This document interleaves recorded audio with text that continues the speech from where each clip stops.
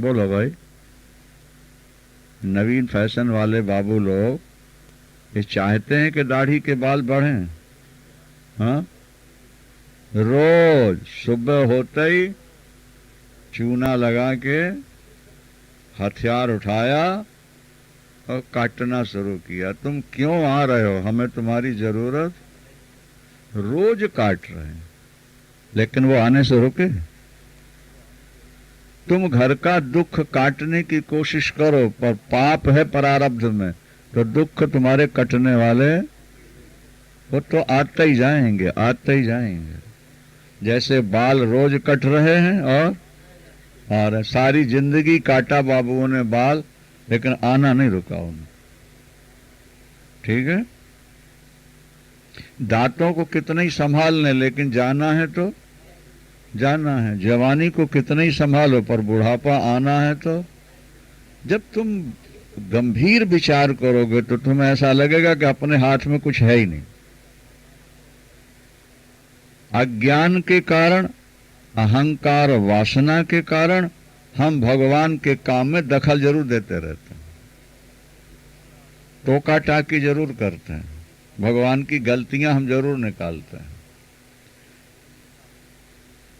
जैसे अध्यापक बच्चों की गलतियां निकालता है ना, इसी तरह हम भगवान की गलती निकालते हैं। तूने ऐसा क्यों किया, तूने हमारे साथ अन्याय क्यों किया, तूने हमारे प्रियतम को हमसे क्यों अलग कर दिया। ये कर दे प्रभु, ऐसा कर दे प्रभु, ऐसा कर दे। अभी ना तुम ज्ञानी हो ना भगत हो, तुम संसारी हो, प्योर। ज्ञानी और भगत तुम तब कहलाओगे जब तटस्थ होकर, साक्षी होकर, न्यूट्रल बनकर जो हो रहा है उसको देख रहे हो। और कल सुनाई दिया था कि इच्छा नहीं है तो अच्छा तो है ही है। क्या समझ, जो हो रहा है वो अच्छा हो रहा है, क्योंकि वो करोड़ों ब्रह्मांड का मालिक है। करोड़ों ब्रह्मांड है, ऐसे जैसा ये संसार है ना अपना, ऐसे आकाश में करोड़ों ब्रह्मांड है, और एक एक ब्रह्मांड में असंख्य जीव हैं। और एक एक जीव के कर्मों का लेखा जोखा रखना और कर्मों के अनुसार फल देना, ये छोटी बुद्धि वाले का काम है। हाँ, बड़ी बुद्धि वाले का काम है ये। और हम छोटी बुद्धि वाले बड़ी बुद्धि वाले को सलाह देते रहते हैं, ऐसा करो, ऐसा करो, ऐसा करो। क्या समझदारी है हमारी। वृंदावन, वो जो कर रहा है वो ठीक कर रहा है, जो हो रहा है वो अच्छा हो रहा है। हाँ, अगर मन नहीं मानता तो आने वाली विपत्ति से बचने का उपाय करो, लेकिन चिंता नहीं करो। यद्यपि ऊंची कोटि तो यह है कि उपाय भी मत करो। क्या, लेकिन व्यवहारिक दशा में अगर उपाय करना भी पड़े तो बिना राग द्वेष के उपाय कर लो, और उसके बाद सफलता न मिले, अच्छा प्रभु तेरी मर्जी, ठीक चल रहा है, तू जो कर रहा है उसमें हमारा हित है। सुहृदम सर्वभूतानां ज्ञात्वा माम शांति मृच्छति, गीता के 5वें अध्याय के अंतिम श्लोक की अंतिम लाइन। भगवान कहते हैं जो मुझको अपना सुहृद मान लेता है, जिगरी दोस्त मान लेता है, हितैषी मान लेता है, जिस दिन स्वीकार कर लेगा उसी दिन शांति मिल जाएगी। मैं तुम्हारा जिगरी दोस्त हूं, भगवान कह रहे हैं। क्या, मैं तुम्हारा दुख मिटाने के लिए अपने को संकट में डाल सकता हूं, मैं तुम्हारे लिए सब कुछ कर सकता हूं, पर करूंगा वही जिसमें तुम्हारा हित होगा। करूंगा वही जिसमें, नहीं समझ में आ रही बात। अब बच्चे की साइकिल गुम गई, अब दुखी है, रो रहे हैं। और जिस दिन साइकिल का प्रस्ताव रखा था बच्चे ने, हमने साफ कह दिया था कि चोरी जाएगी, साइकिल नहीं खरीदो, साइकिल चोरी जाएगी। अब बच्चे हैं 10-12 साल के, उनको समझ नहीं है। क्या समझे? वो लिया और 15 दिन नहीं हुए, चलो। बड़ों को तो थोड़ा भविष्य दिखता है, नहीं समझ में आ रही बात? छोटों को तो वर्तमान ही दिखता है, लेकिन बड़ों को भविष्य भी दिखता है, थोड़ा सा, ज्यादा नहीं तो थोड़ा तो दिखता ही है। हम लोगों को तो अंदर कभी कभी ऐसा साफ दिख जाता है जैसे आपको बाहर दिखाई देता है। कभी कभी जरा सा अंतर्मुख होते हैं तो साफ नजर आने लगता। अष्टु कहने का अभिप्राय यह है कि भगवान हमारे साथ जो कर रहा है उसमें हमारा हित है, लेकिन हम भगवान की बात न मानकर अपनी इच्छा को प्रधानता देते हैं, और उसके बाद जब नुकसान होता है तो हम बैठ के रोते हैं, क्योंकि जहां इच्छा है वहीं दुख है। बात समझ में आ रही है नहीं? सच्चिदानंद अष्टावक्र जी का प्रश्न है, जनक अगर तू अविनाशी है और एक आत्मा को तू समझ चुका है, तत्व में एक ही आत्मा है क्या? तब आत्मज्ञस्य धीरस्य, तेरे जैसे आत्मज्ञ, आत्मज्ञ कहते हैं आत्मा को जानने वाला, आत्मानम जानाति थी आत्मज्ञः, जो आत्मा को जानता है उसको आत्मज्ञ कहते हैं। तब आत्मज्ञस्य धीरस्य, और एक और ध्यान दे लेना, जहां भी साधना की बात आई है उसको धीर शब्द का प्रयोग करते हैं। ये कमजोर दिल वालों के लिए आत्मा नहीं है, ईश्वर नहीं है। क्या? जल्दी घबरा जाने वाले को, जल्दबाज को आत्मा का दर्शन नहीं होता। योगो निर्विण्ण चेतसाः, छठे अध्याय में गीता के भगवान ने कहा अनिर्विण्ण, निर्विण्ण कहते हैं खिन्न हो जाना, मायूस हो जाना, थोड़ी सी साधना करके सफलता नहीं मिली घबरा जाना, उनको निर्विण्ण कहते हैं। और अनिर्विण्ण का मतलब जब तक जिएंगे, जिस रास्ते चले हैं चलते रहेंगे, परिणाम क्या होगा इसके बारे में सोचे ही नहीं, जो होगा ठीक होगा। अब ये जीवन ईश्वर को दे दिया, आत्म खोज के लिए दे दिया। गौतम बुद्ध जवान पत्नी और नवजात शिशु और राज्य बिहार का छोड़ के चले, आत्मा को खोजने चले, और बिहार घूमते घूमते घूमते अंत में वो गया जी पहुंचे। वहां एक बट वृक्ष है, क्या? बट वृक्ष, बोड़ कहते हैं पंजाबी में शायद, पीपल और बट नहीं, तो वो बट का पेड़ वहां है, आज भी है, चबूतरा बना है।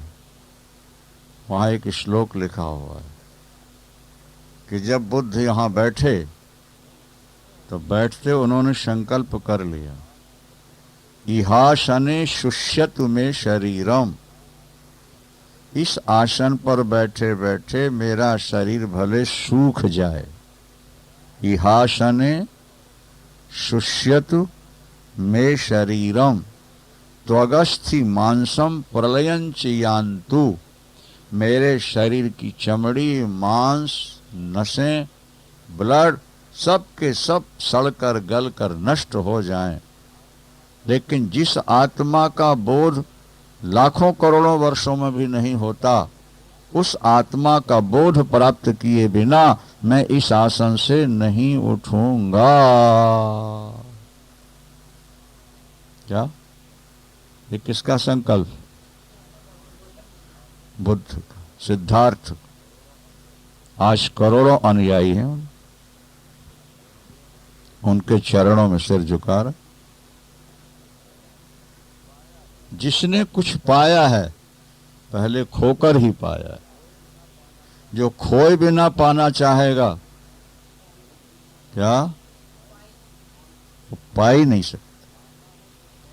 पाना है तो खोना सीखो, क्या?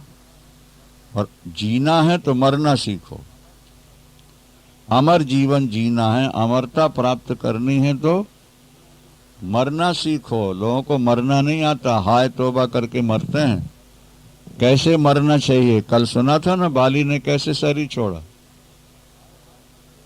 हाय हाय मत करना जब मौत आए। हाय हाय तो वो करते हैं जो शरीर को आत्मा माने बैठे हैं, जो बेटे पोतों में रस्सी की तरह बंधे पड़े हैं, धन और परिवार से जकड़े हुए हैं। वो हाय तौबा करते हैं कि मर गए तो ये सब छूट जाएंगे। और जिन्होंने शरीर को बिल्कुल कपड़ा जैसा समझ लिया, अभी आगे श्लोक मिलेगा कि जैसे हम दूसरे के शरीर को अपने से अलग देखते हैं, इसी तरह जब हम अपने शरीर को अपने से अलग देखने लगेंगे तब समझ में आएगा कि आत्मा का स्वरूप क्या है। जैसे हम दूसरे के शरीर को अपने से अलग देखते हैं और उसकी क्रियाओं से हमारा कोई संबंध नहीं है, हम मानते नहीं हैं, वो जो कर रहा है भला या बुरा ये उसका है, हमारा नहीं है। इसी तरह अपने शरीर से भी अलग हो करके ये शरीर जो भला बुरा कर रहा है ये वो शरीर का है, मेरा नहीं। मैं तो अखंड चैतन्य आत्मस्वरूप हूं। इस शरीर से अलग होने का अभ्यास करो और रोज करो तो हो जाओगे। जैसे दर्पण में अपने प्रतिबिंब को अपने से दूर देखते हो ना, क्या दर्पण में अपने से उसको दूर देख रहे हो ना, इसी तरह विचार रूपी दर्पण में आत्मा से शरीर को दूर देखना शुरू करो। पहले सुन चुके आपके शरीर मैं नहीं और शरीर मेरा नहीं। जब शरीर मैं नहीं और शरीर मेरा नहीं तो इससे हट कर के बैठो ना थोड़ा, इसे सट कर क्यों बैठते हो। इसमें पीड़ा हो, इसमें सुख हो, हानि हो, लाभ हो, जीवन हो, मरण हो, उसको सहन करने की क्षमता प्राप्त करो और ये मान करके कि सब कुछ क्रियाएं प्रतिबिंब में हो रही हैं, सूक्ष्म शरीर में हो रही हैं। रामकृष्ण को कैंसर हुआ, उसकी पीड़ा से वो हाय निकल गई होगी, तकलीफ तो होता ही है ना। तो विवेकानंद जी ने कहा गुरुदेव आपको कष्ट हो रहा है, आप भगवती माँ से प्रार्थना करें कि वो ठीक कर दें। उन्होंने कहा विवेकानंद कष्ट मुझे नहीं हो रहा, कष्ट ये तो मन की वृत्ति है और गले की आवाज है, मैं इससे अलग हूं। ये आवाज मेरी नहीं है, ये अहंकार और मन की आवाज है कि मैं कष्ट में। मेरा जो शुद्ध स्वरूप है वो इससे, देखो उस समय भी कह रहे हैं पृथक है, मैं अपने आप में बिल्कुल ठीक हूं। जैसे हम दूसरे के शरीर को अपने से अलग देखते हैं, इसी तरह अपने शरीर को भी अपने से अलग देखने की आदत बनाओ। ध्यान में बैठो, ऐसे ही ध्यान करो कि ये शरीर सड़ा गला हमसे अलग है नहीं, और हम शुद्ध सच्चिदानंद परमात्मा हैं, हम आनंदमय हैं, हम चिन्मय हैं, हम चैतन्यमय हैं। प्रारंभ में तो बात समझ में आएगी नहीं, थोड़ा कष्ट सा भी होगा, लेकिन प्रतिदिन करते जाओगे तो थोड़े समय बाद अपने आप भान होने लगेगा। इसीलिए हमने आपको प्रवचनों में बताया कि स्वामी करपात्री जी महाराज के 2 ऑपरेशन हुए। एक तो बवासीर का हुआ और दूसरे हाइड्रोसिल का हुआ ऑपरेशन, लेकिन उन्होंने न गोली खाई न इंजेक्शन लगवाया। ऑपरेशन में या तो इंजेक्शन लगाएं कमर में शून्य बना दें, नहीं, या क्लोरोफार्म सुंघाएं या कोई गोलियां ऐसी हो। उन्होंने कहा नहीं गोली खाएंगे अंग्रेजी और नहीं इंजेक्शन लगवाएंगे, नहीं मूर्छित होंगे। तो स्वामी जी ऑपरेशन कैसे होगा?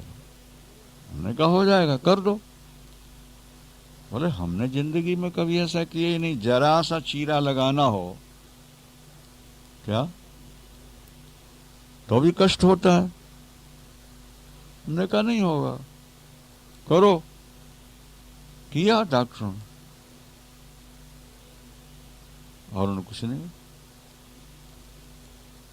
ये स्वामी जी ने हमें स्वयं सुनाया था, लोगों से तो पता लगा ही, हमें बताया। बोले जब वो टाँके लगाने लगे तब थोड़ा सा लगा जैसे कीड़ी काट रही हो, कीड़ी काट रही।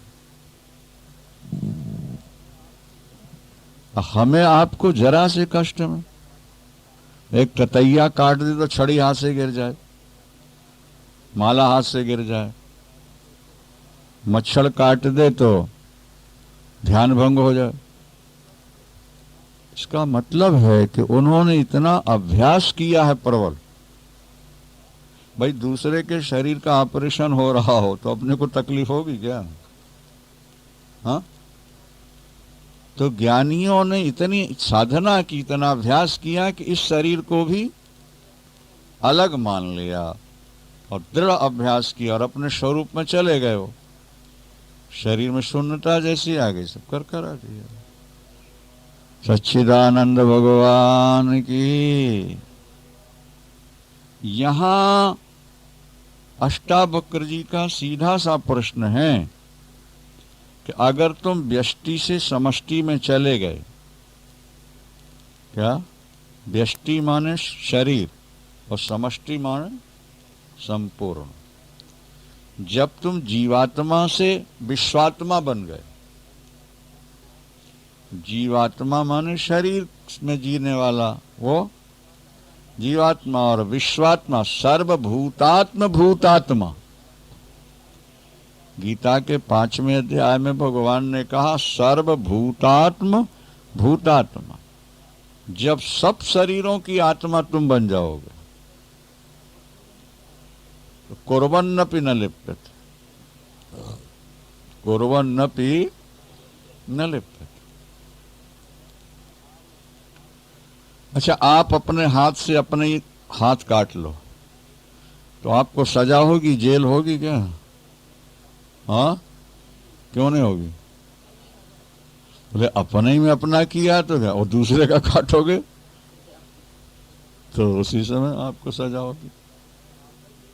जब सब में आप ही एक हो गए, द्वैत रहा ही नहीं, तो फिर कर्म का बंधन कैसे होगा?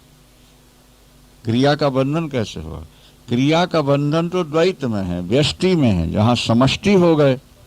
जब तुम्हारा एक रूपांतर हो गया, तुम बदल गए, तुम्हारी दृष्टि बदल गई, तुमको ये लग रहा है कि अब मैं एक शरीर में नहीं हूं, बल्कि सारे संसार में हूं, बल्कि करोड़ों ब्रह्मांड में हूं, और उनसे भी अनंत में गुना हूं। उसमें एक हो गए, भावना से चिंतन करते करते विवेक के द्वारा।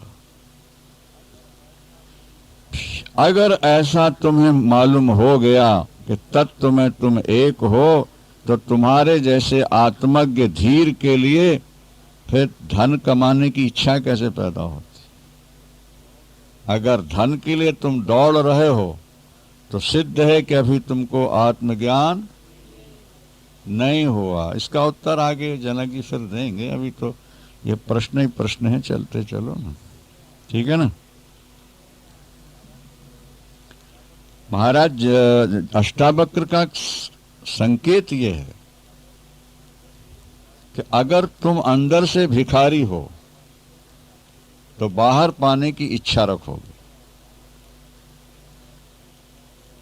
ध्यान से सुन रहे हो नहीं? और अगर तुम अंदर से संपन्न हो तो भीख मांगने की जरूरत नहीं। इसका एक उदाहरण ले लो। एक व्यक्ति भीख मांगता है, 10 पैसे, 20 पैसे, 50 पैसे, 1 आध रुपया, और जब कोई उसके मग्गे में डालता है तो उसको उठा के बड़ा खुश होता है। किसी ने 1 रुपया डाल दिया, हजार हजार धन्यवाद देता है, संभाल के रखता है। और कोई आएगा दे जाएगा, और आएगा दे जाएगा। एक दिन उसको अचानक पारस हाथ लग गई। क्या? पारस हाथ लगी, लोहा पास में था ही कोई, छुआ तो सोना हो गया। पारस लोहे को छुई और अब वो भिखारी रहा कि अरबपति हो गया, खरबपति हो गया? बोलो। अब वो 10-20 पैसे मांगेगा, अठन्नी चवन्नी मांगेगा, पैसे पाके खुश होगा? 10-5 रुपए गुम जाए तो दुखी होगा? अब उसकी मांग खत्म हो गई और उसकी हानि भी खत्म हो गई, क्योंकि पारस पास में है, जितना चाहो सोना बना लो। अब अगर कुछ चला भी गया तो क्या फर्क पड़ता है, और थोड़ा सा आ गया तो क्या बढ़ोतरी होगी? रुपया 8 आना कोई दे जाए जिसके पास पारस है, उसको क्या फर्क पड़ता है? नहीं समझ में आ रही बात। गरीब को तुम रुपया 8 आना दोगे तो वो धन्यवाद देगा, माता जी तुम्हारे बच्चे जीते रहें, तुम्हारा सुहाग अमर हो, माता जी तुमने हमारी बड़ी सेवा की। एक कपड़ा दे दिया गरीब को, ओ खुश हो रहा। एक रुपया दे दिया, बड़ा खुश हो रहा।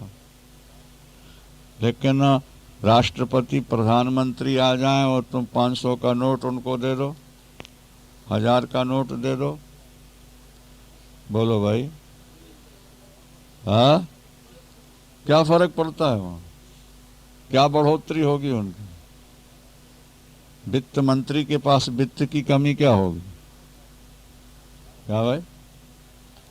अस्तु, तो आत्मा का ज्ञान जो है वो पारस है। आत्मा का ज्ञान, इसीलिए जब तक आत्मा का ज्ञान नहीं होता तो भजन करने वाले भी भिखारी रहते हैं। हे राम जी हमें ये दे दो, हे श्याम जी हमें ये दे दो, हे राम जी ये काम करा दो, हे राम जी ये काम कर। भिखारी हैं कि नहीं है? बोलते जाया करो। वृंदावन, हाँ, और हमारी आत्मा पारस है। जब हमें अपने अखंड अनंत आनंद का बोध हो गया, अब हम भिखारी रहेंगे? अब हम कुछ मांगेंगे? हम तो भगवान से भी कुछ नहीं मांगेंगे।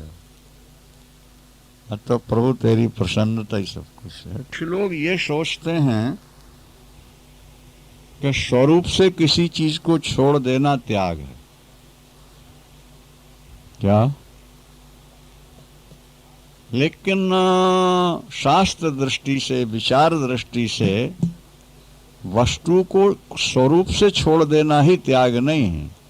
उसमें आसक्ति न रह जाए, उसकी इच्छा न रह जाए, उसके त्याग के बिना भी उसका त्याग ही। मोटी बुद्धि वाले ये सोचते हैं कि कपड़े त्याग दिए तो बड़े त्यागी हो गए, ये तो घर त्याग दिया बोले बड़े त्यागी हो गए, ये तो नहीं, लंबी जटाएं हो गई तो बोले तो बड़ा तपस्वी होगा। तो हम बाह्य चिन्हों से ही व्यक्ति का मूल्यांकन करते हैं, ठीक है। लेकिन शास्त्र ये कहते हैं कि बाह्य वेशभूषा से व्यक्ति का मूल्यांकन नहीं हो सकता। रावण जब सीता को चुराने जा रहा है तो सन्यासी के वेश में जा रहा है। क्या? आवा निकट जति के वेशा, सन्यासी बन के आया था। कौन? तो अगर हम उसके ऊपर रूप को देख करके सन्यासी समझ लें तो ये हमारा भ्रम ही हुआ। सीता जी भी तो इसी भ्रम में आ गई ना। उन्होंने उसके ऊपर रूप को देखा, लेकिन उस ऊपर के वेश के अंदर कितनी वासनाएं छुपी पड़ी हैं उसमें, उसको नहीं समझ पाए। और सन्यासी जी ने कहा, देवी अगर तुम मुझे भिक्षा दोगी तुम्हारा सुहाग अमर रहेगा, तुम्हारा पति तुम्हारा पति मृग मारने गया है, वहां बहुत सारे राक्षस रहते हैं, तुम्हारे पति पर संकट आया हुआ है, इसलिए तुम्हारे पति ने आवाज लगाई थी जोर से। उसको तो सारा कुछ भेद मालूम था ना रावण को। और तुमने अपने देवर को भी पति की रक्षा के लिए भेजा है। तुम मुझे भिक्षा दो देवी, मेरा आशीर्वाद कि तुम्हारा पति अमर होगा। महिलाओं का हृदय तो वैसे ही कोमल स्नेहिल होता है, भयभीत भी होता है अपने बच्चे और पति के संकट से। तो सीता जी ने सोचा कि महात्मा है और भिक्षा से इतना बड़ा आशीर्वाद दे रहा है, तो क्यों ना 4 फल उठा करके इसकी झोली में डाल दो। और सीता जी को क्या पता था इस त्यागी वेश के अंदर कितनी वासना भरी पड़ी क्या, और उसी चक्कर में आ गई और रावण ले गया। बाह्य वेशभूषा से हम किसी के व्यक्तित्व का मूल्यांकन नहीं करें। कई लोग ऊपर से बिल्कुल आसक्त जैसे नजर आते हैं, लेकिन अंदर से वो विरक्त जैसे होते हैं। और कुछ लोग ऊपर से विरक्त जैसे नजर आते हैं तो अंदर से वो आसक्त जैसे नजर आते हैं। कुछ लोग बाहर से भी विरक्त और अंदर से भी विरक्त होते हैं। कुछ लोग अंदर से आसक्त और बाहर से भी आसक्त होते हैं। ये 3-4 प्रकार के लोग होते हैं संसार में। जरा फिर सुन लो। एक वे हैं जो अंदर से आसक्त और बाहर से भी आसक्त। दूसरे वे होते हैं जो ऊपर से विरक्त, अंदर से आसक्त। तीसरे वे होते हैं जो अंदर से विरक्त, ऊपर से आसक्त जैसे दिखते हैं। चौथे वो होते हैं जो ऊपर से भी विरक्त और अंदर से भी विरक्त। क्या? यदि आप ऊपर से विरक्त होते हुए अंदर से भी विरक्त हो तो आपको सत्य का साक्षात्कार होगा। ये ऋषियों का, भगवान का, संतों का आशीर्वाद है। क्या जान? और ऊपर तुमने वेश तो बना लिया सन्यासी का, कपड़े रंग लिए, लेकिन मन अभी भोगों का चिंतन कर रहा है। बोले सत्य का साक्षात्कार नहीं हो सकेगा। क्या? धन आपके पास आ रहा है, ईमानदारी की कमाई से, कर्तव्य बुद्धि से कर्म हो रहा है, और ईमानदारी की कमाई से, प्रारब्ध से धन आ रहा है। जितना आ रहा है उसमें संतुष्टि है, उसका दुरुपयोग नहीं है, सत्कर्म में उसका उपयोग हो रहा है, उसमें आसक्ति नहीं है। आया है तो ठीक आ गया, और जाना है तो ठीक जाए। ना आने का हर्ष है और न जाने का शोक है। उसके पास अगर धन आ रहा है तो उससे उस व्यक्ति का कोई नुकसान नहीं हो सकता। वास्तव में वही त्यागी है कि जिसके पास आ रहा है तो आने दो, और जा रहा है तो आने का हर्ष नहीं और जाने का शोक नहीं। वो ऊपर से भले राजा बना हो, भले बाबू बना हो, भले श्रृंगार करता हो, लेकिन अगर अंदर ऐसी स्थिति आ गई है तो वो त्यागी ही कहलाए। यहां अष्टावक्र जी का प्रश्न यही था कि अगर तुम्हें ये बोध हो चुका है कि आत्मा एक है, क्या अविनाशी है, आत्मा आनंद का केंद्र है, तो फिर आत्मज्ञ धीर पुरुष पैसे के लिए दौड़ता फिरे तो उसके ज्ञान में अभी कमी। ये प्रश्न है किसका?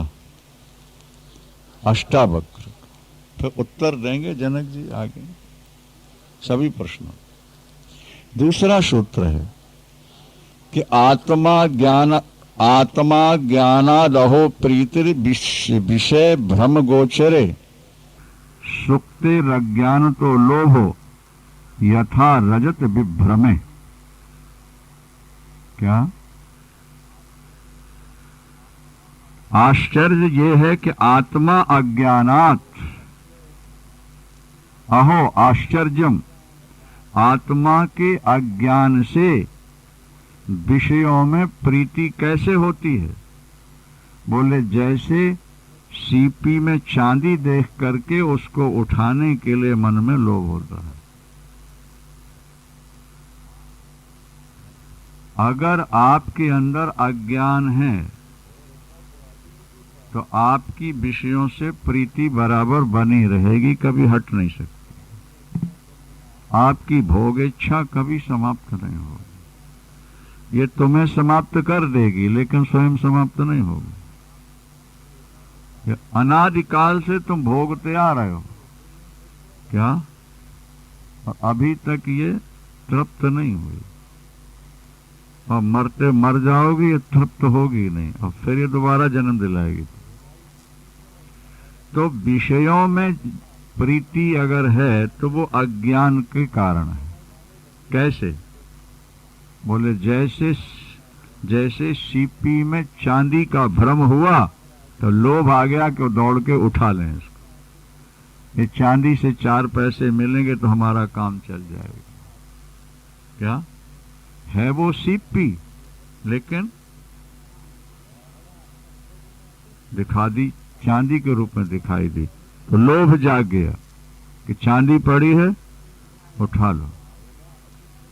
इसी तरह आत्मा का जब तक अज्ञान रहेगा तब तक विषयों से मिलने वाले स्वाद को ही तुम सबसे बढ़िया स्वाद मानते रहोगे और उसी के पीछे दौड़ते रहोगे। क्या भाई? ये कथा भी हम पहले सुना चुके हैं कि नारद जी ने भगवान विष्णु से कहा था कि सबको वैकुंठ क्यों नहीं बुला लेते। तो भगवान ने कहा कि हम तो तैयार बैठे हैं बुलाने को, कोई आने को भी तो तैयार हो। नारद ने कहा लाखों लोग बाबा जी बनकर के क्या बाबा जी बनकर के हरिद्वार, वृंदावन, काशी और अयोध्या में पड़े हैं। ये सब वैकुंठ नहीं चाहते क्या प्रभु? अगर नहीं चाहते होते तो अपने बाल बच्चे छोड़ करके कैसे आ जाते? फिर कथाओं में इतनी भीड़ हो रही है, हजारों हजार लाखों की। फिर कुंभ में इतनी भीड़ हो रही थी, सब आना चाहते हैं। भगवान ने कहा ले आओ, ठीक है विमान दीजिए, हम लेके आते हैं। भगवान ने एक विमान दे दिया। बोले एक से क्या बनेगा? एक से क्या बनेगा? लाखों दीजिए, मैं भर के ला। तो भगवान ने कहा कि एक भर लो, मोबाइल से फोन कर देना, क्या दूसरे भेज देंगे। ज्यों-ज्यों सीटें भरती जाएंगी। अब कथा तो चूंकि आप लोग अनेक बार सुन चुके हो इसलिए विस्तार की जरूरत नहीं। और नारद जी ने जब आकर के कथा सुनने वालों से एक एक से कहा भैया चलो विमान खड़ा है, सुनने वालों के पसीना निकल आया। कोई कहता बेटी की सगाई करी है, अभी ब्याह बाकी है। कोई कहता बेटे की सगाई करी है, बहू नहीं आई है।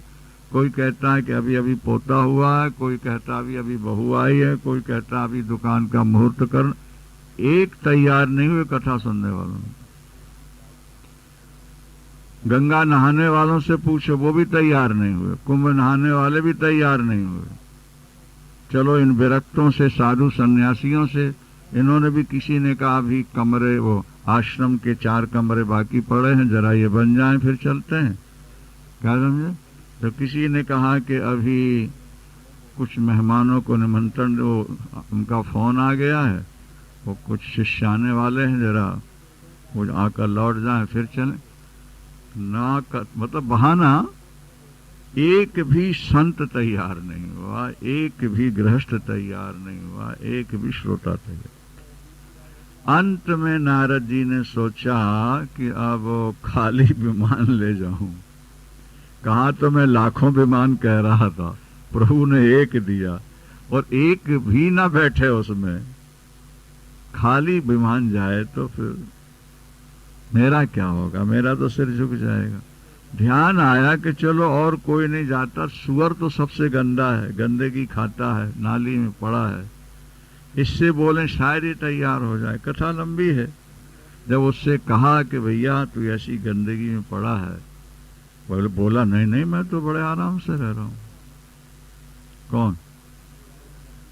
सुअर को गंदगी का, गंदगी नहीं होती उसके। खैर लंबी बात है। अंत में जैसे तैसे वो तैयार हो गया। कौन? बोले एक शर्त है, चलूंगा तो मैं, एक शर्त है, मेरे परिवार को भी ले चलना हो, मैं परिवार के बिना नहीं रह सकता। भगवान नारद ने कहा कि सीटें सारी खाली पड़ी हैं भैया, जितने हों तेरे बच्चे कच्चे सबको। बोले फिर एक शर्त और। वो क्या? बोले हमारा ये खाना वहां मिलेगा कि नहीं मिलेगा? नारद ने कहा अरे अरे छी छी छी छी, क्या बात करते हो भैया तुम, ये गंदगी वैकुंठ में, अरे वहां तो आनंद मिलेगा, आनंद, ये गंदगी वहां का। बोले बस फिर तो हमारी सारी योजना कैंसल, हमारी स्वीकृति अस्वीकृति। अगर हमको वहां अपना भोजन नहीं मिला तो हम वहां जाके क्या करेंगे? नारद ने माथा ठोका, खाली विमान ले जाके वैकुंठ में रख दिया। बोले प्रभु आप ठीक कहते हो। लोग फॉर्मेलिटी के रूप में भजन करते रहते हैं, ऊपरी मन से करते रहते हैं, जाने के लिए कोई तैयार नहीं होता। आत्मा अज्ञानात्, आत्मा के अज्ञान से क्या विषयों में प्रीति का अनुभव होता है, विषयों में सुख का अनुभव होता है, आत्मा के अज्ञान। और यही लगता रहता है जिंदगी भर के जो इंद्रियां मांग रही हैं वो मिलता रहे, हमें और कुछ नहीं चाहिए। क्या समझे? तो ये जो तुम्हारी लालसा है, तृष्णा है, ये संकेत दे रही है कि तुमको अभी तक आत्मा का पूर्ण ज्ञान, विषयों में प्रीति का उदाहरण दे रहे हैं कि जैसे सीपी में चांदी दिखी तो लोभी व्यक्ति उठाने के लिए दौड़ पड़ा। मान लिया जाए कोई अरब खरबपति व्यक्ति निकल रहा हो, क्या, और उसको सीपी में चांदी दिख भी जाए, उसकी प्रवृत्ति होगी? जिसके पास अरबों खरबों हैं, टनों जिसके पास सोना है, क्या मनो जिसके पास डायमंड हीरे हैं, उसको सीपी में अगर चांदी दिख भी जाए तो सीपी का वजन क्या होता है? चांदी कितनी होगी? क्या वो समझदार व्यक्ति दौड़ेगा उसको उठाने के लिए? हाँ नहीं। लेकिन जो गरीब है वो दौड़ जाएगा। महाराज आप तो देखते होंगे, हम बहुत देखते हैं, कचरा घरों से प्लास्टिक की थैलियां उठा उठा कर बोरे में भर करके ले जाने वाले। कितना गंदा वो स्थान है, कचरा घर। और वो लोग उस कचरे को अलग करते हैं और जो मिल जाता है काम का उसको प्लास्टिक और कागज उसको थैले में भरते जाते हैं। क्यों? वो इतना ज्यादा दुखी और गरीब है कि इस कर्म से भी अगर पैसा मिलता है तो उसको ये काम करने में कोई हिचक नहीं होती है। पर जो सम्राट हो वो ये काम करेगा। तो विषय की प्रीति, विषयों का सुख कचरा घर से कागज निकालने के समान है, सीपी को चांदी समझ के दौड़ने के समान है नहीं। किसी घर से एक टुकड़ा मिल जाए कुत्ते को रोटी का, उसके समान है। कुत्ते की बड़ी विचित्र स्थिति होती है। देखो, जिसका कोई मालिक ना हो ना, जिस कुत्ते का, वो सुबह से शाम तक 20 घरों में जाता है, 25 में जाता है। कहीं तो उसको दुत्कार मिलती है, दुर्र, कहीं चप्पल उठा के मारते हैं लोग, फेंक कर पत्थर मारते हैं, डंडे लेकर, ठीक है। और 10-20 घरों में चलने के बाद एक आध घर में एक आध रोटी, उसको आधी रोटी पड़ी पड़ाई बच्चों की जूठी मिल गई, खा करके सारा दुख भूल गया। दूसरे दिन फिर उसी गली में जा रहा, जिस गली से दुत्कार पाया है, डंडे और पत्थर पाए हैं, उस गली में तुलसीदास जी कहते हैं, प्रभु मेरा मन भी वो कुत्ते के समान है। ये संसार में जहां तहां दौड़ता और झांकता है, ये दुत्कार और अपमान पाता है, लेकिन एकाध जगह विषय का सुख पाकर के सारे अपमान और दुत्कार को भूल जाता है। मेरा मन वो कुत्ता है। संसार में जो अभावग्रस्त है, वो छोटी सी वस्तु को देख के भी दौड़ पड़ता है, लेकिन जिसके पास सब कुछ है वो उन वस्तुओं को देखता नहीं, देख भी ले तो उसकी कोई प्रवृत्ति नहीं। तो यदि आत्मा का अज्ञान है तुम्हें, अभी तक आत्मा के ज्ञान का बोध नहीं हो, क्या अभी तक आत्मबोध नहीं हुआ, आत्मा के स्वरूप का ज्ञान ही नहीं हुआ क्या? आत्मा तुम्हारी अखंड है, आत्मा तुम्हारी अनंत है, तुम्हारी आत्मा में आनंद का समुद्र लहरा रहा है क्या? कल सुनाया था ना, अखंडानंद, परमानंद, स्वरूपानंद, आत्मानंद। गीता के तीसरे अध्याय में भी भगवान कहते हैं, यस्त्वात्म रतिरेव, क्या? यस्त्वात्म रतिरेव स्याद आत्म तृप्तश्च मानवः और आत्मन्नेव च संतुष्टः। क्या?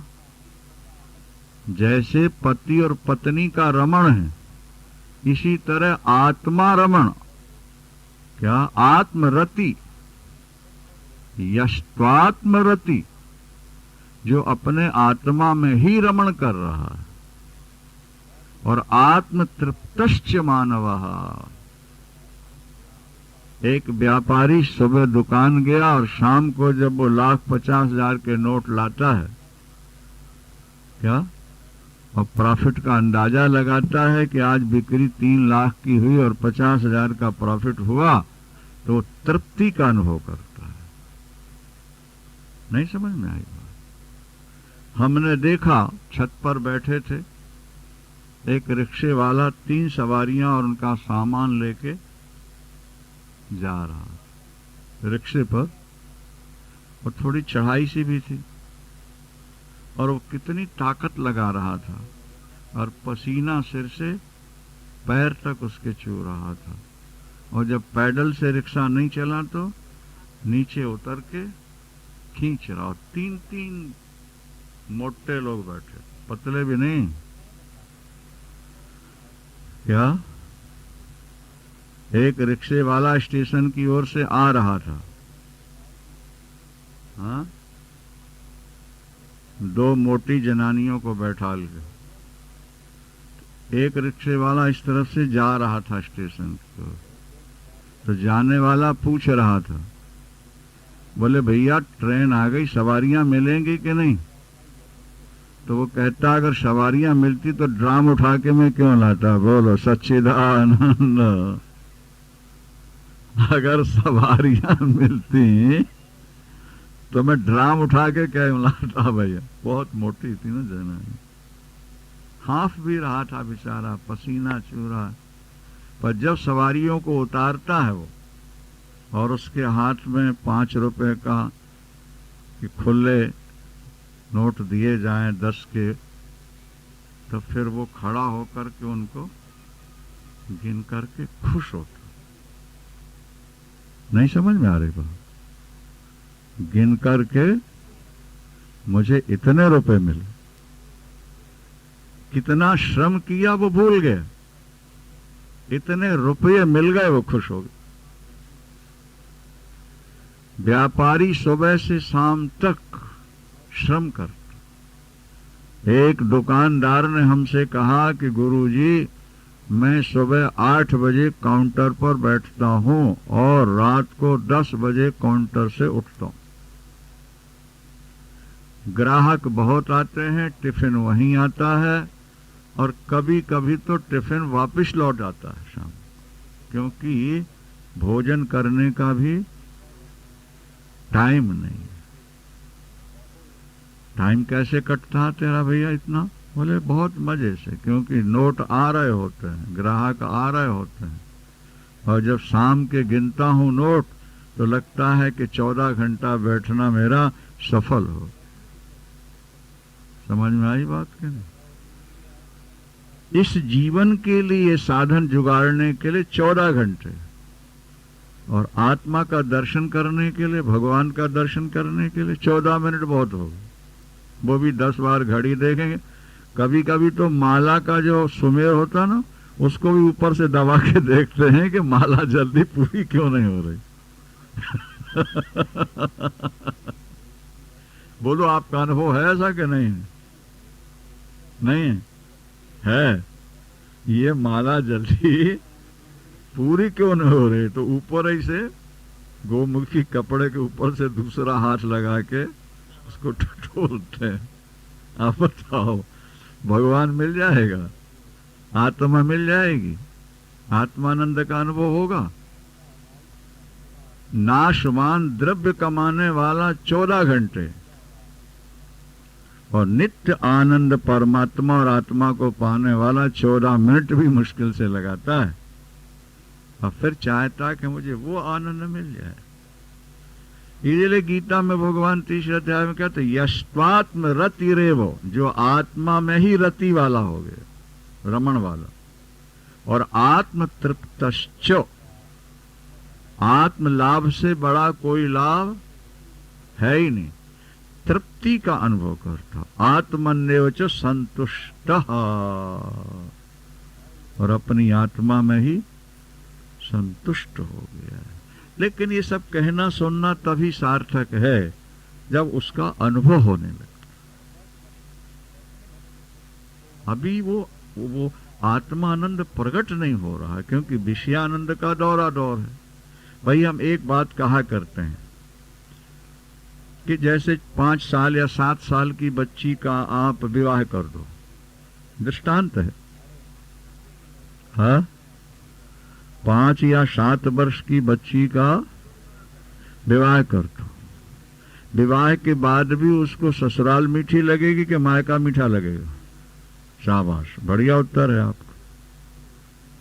शादी तो हो गई, लेकिन उसको मीठा लग रहा है मायका, क्योंकि शादी का जो उद्देश्य है अभी तक उसके अंदर प्रकट ही नहीं हुआ। और 20-22 साल 24 साल की लड़की की शादी हुई, अब उसको मायका बढ़िया लग रहा है कि ससुराल बढ़िया लग रही?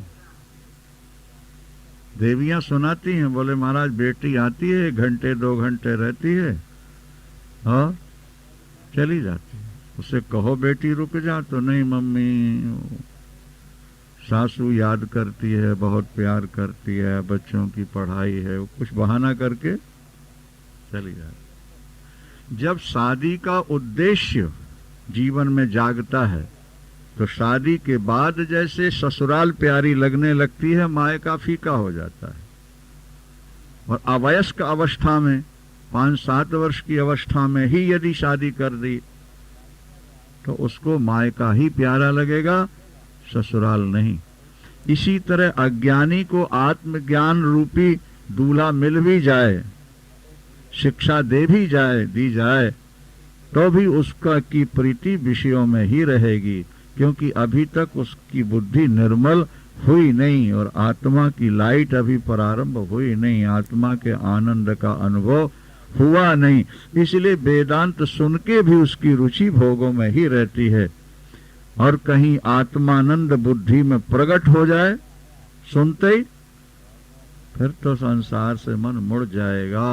अभी परसों हमने सुनाया था ना, उस लड़की की शादी तो हुई, लेकिन उसने कह दिया पति से कि ये शरीर आपके काम का नहीं, ये मैंने भगवान को दे दिया। अभी है वो लड़की, और उसके हाथ में रोज माखन आता है। विस्तार से सुनाया था ना उसने, नहीं सुना? और जब उसके पति ने कहा कि अगर तेरा शरीर मेरे काम का नहीं तो शादी क्यों कराई तूने, उसने कहा मैंने नहीं कराई, माँ बाप ने करी। तो मैं दूसरी शादी कर लूं? बोले हाँ कर लो, मैं भी देखती हूँ कोई लड़की अच्छी आपके योग्य दिख जाएगी तो मैं स्वयं करा दूंगा। और दूसरी शादी करा दी और एक छोटे से कमरे में अपने मस्ती से रह रही है, गीता पाठ करती है और हाथ में माखन का पेड़ा रोज आता है उसे। अभी यहाँ आए थे लोग, सुना गए, अभी उन्हीं कथा करने शायद जाना पड़ेगा हमको जनवरी में। तो वो कह रहे थे महाराज आप देखिए बैठकर, सैकड़ों लोग देखते हैं। शादी के बाद भी ससुराल फीकी लग रही है, इसका मतलब है कि ससुराल के सुख से भी कोई बड़ा आनंद उसको मिल रहा है, इसलिए विषयों की ओर उसकी प्रवृत्ति नहीं हो रही। तुम विषयों का चिंतन इसलिए करते हो, विषयों के लिए पागल इसलिए बने हो क्योंकि तुम्हें अभी तक आत्मा का ज्ञान, आत्मा के आनंद का अनुभव हुआ ही,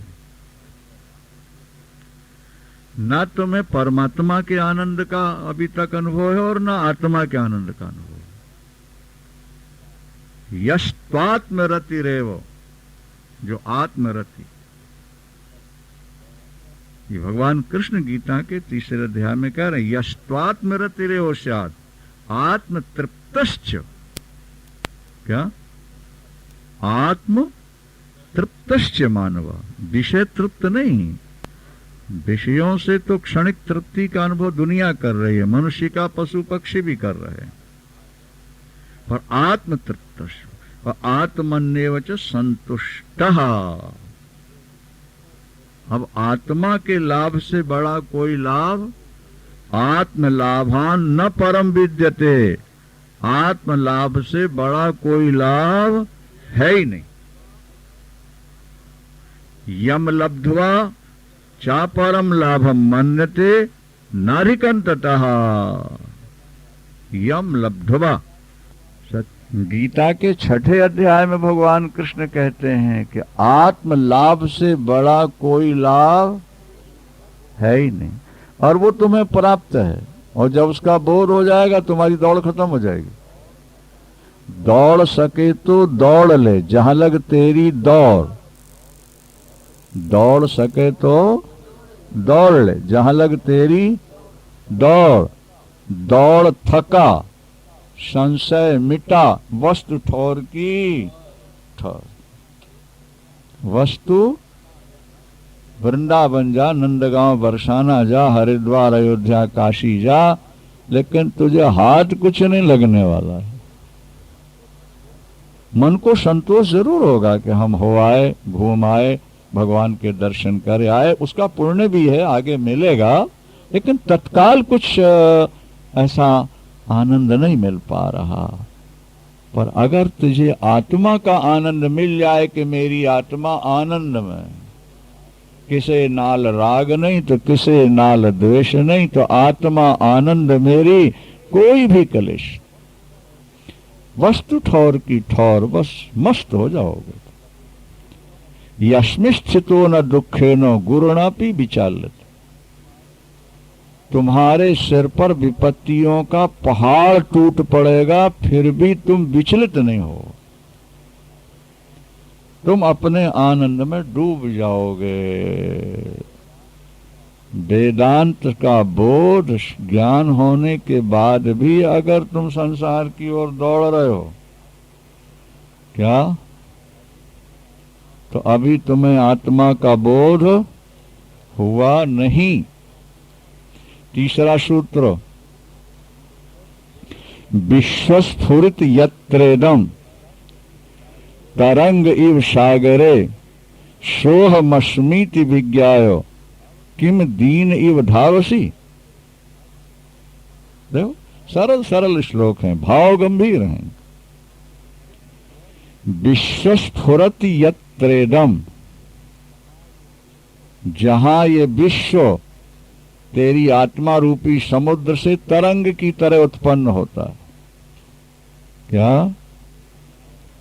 ये विशाल संसार जिसको तू बड़ा मानता है, ये तेरे आत्मा रूपी समुद्र की एक तरंग है, तरंग। और ऐसी लाखों तरंगें उठती हैं, जैसे समुद्र में हजारों लाखों तरंगें उठती हैं, इसी तरह अनंत अखंड आत्मा, बोध रूप जो आत्मा है तेरी। जीव तो क्षुद्र है, वो तो शरीर को आत्मा माने बैठा है, वो तो व्यष्टि में रह रहा है, वो तो क्षुद्र में रह रहा है। ये तो कुएं का मेंढक है, डड्डू है। क्या भाई? एक कुएं में एक डड्डू था, होता ही है। उससे पूछा गया कि संसार कितना बड़ा है? बोले दिख नहीं रहा तुम? कितनी लंबाई चौड़ाई है? बोले नाप लो। यहां से फुदक के वहां गया, वहां से फुदक के यहां गया। बोले संसार तो है। एक बार हुई वर्षा भयानक, और वर्षा से वो पानी कुएं के ऊपर आ गया, और जब उस डड्डू ने बाहर आके देखा, अरे दुनिया तो बहुत बड़ी है। मैं तो इतनी दुनिया समझ रहा था, दुनिया तो हम और आप भी वही कूप के मंडूक डड्डू हैं कि हमारी आत्मा इस शरीर में रह रही है, दीन दुखी है, इसकी इच्छाएं पूरी हो नहीं रही, हम बड़े तनाव और टेंशन में जैसे तैसे जिंदगी गुजार रहे हैं। महाराज अब क्या करें? क्या समझे? लेकिन जब तुमने अष्टावक्र गीता सुनी गुरु से और बुद्धि ने स्वीकार कर लिया, बुद्धि स्वीकार नहीं करती जल्दी। क्या? किसी भाग्यवान की बुद्धि ही अपने आत्मस्वरूप को स्वीकार करती है। विषयों को तो स्वीकार किए बैठी है, बेटा मेरा, बेटी मेरी, शरीर मेरा, धन मेरा, मकान मेरा, पर अखंड अनंत आत्मा मेरी, इसको बुद्धि स्वीकार नहीं करती। किसी किसी की कर लेती है। जैसे विवेकानंद की बुद्धि ने स्वीकार कर लिया, राम तीर्थ की बुद्धि ने स्वीकार कर लिया। राम तीर्थ से पूछते थे लोग, आप कौन है? बोले बादशाह, शाहनशाह। मैं शाहनशाह हूं, बादशाहों का बादशाह हूं। राम राम है। बोलो सच्चिदानंद भगवान की। राम राम है। अरे बाबा, 8-10 साल के बेटों को बाजार में छोड़ना, नौकरी छोड़ना, जवान पत्नी छोड़ना, ये खाला जी का घर नहीं है, ये सादा काम नहीं है। 10-20 रुपए के नोट नहीं छोड़े जाते। क्या समझे? आज घर में सड़ी गली चीजें सड़ गल रही, वो भी देने की इच्छा नहीं होती। कपड़े कीड़े खा रहे हैं, वो भी देने की इच्छा नहीं होती, त्यागने की इच्छा नहीं होती। फिर जवान पत्नी को छोड़ना, मासूम बच्चों को छोड़ना। गौतम बुद्ध ने भी तो नवजात शिशु और पत्नी यशोधरा और राज्य छोड़ा था। चैतन्य महाप्रभु ने भी छोड़ा था, और अपने श्री गुरुदेव कृपात्री जी महाराज 17 वर्ष की उम्र थी और माताजी 16 वर्ष की थी, और बच्ची हो गई थी एक।